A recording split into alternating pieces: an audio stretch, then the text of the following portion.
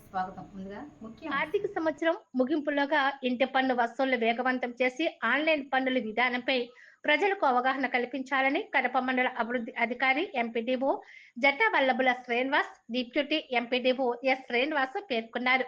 కడప మండలం గొట్టటిపాలెంలో గురువారం పర్యటించి పన్నుల వసూళ్లు పనితీరు పరిశీలించారు. పంచాయతీ కార్యదర్శి త్రిపుర శంకర పన్నుల ప్రతిరోజు ఉదయం నుంచి సాయంత్రం వరకు వసూలు చేయడం జరుగుతుందని తెలియజేశారు. ప్రభుత్వ ఆదేశాల ప్రకారం ఆన్లైన్లోనే పన్నులు కట్టించుకోవాలని ప్రజలకు తెలియజేస్తున్నామని పేర్కొన్నారు. ఈ కార్యక్రమంలో త్రిపుర శంకర పంచాయతీ కార్యదర్శి, డిప్యూటీ ఎంపీడీఓ సలాది శ్రీనివాసరావు, పంచాయతీ సిబ్బంది తదితరులు పాల్గొన్నారు.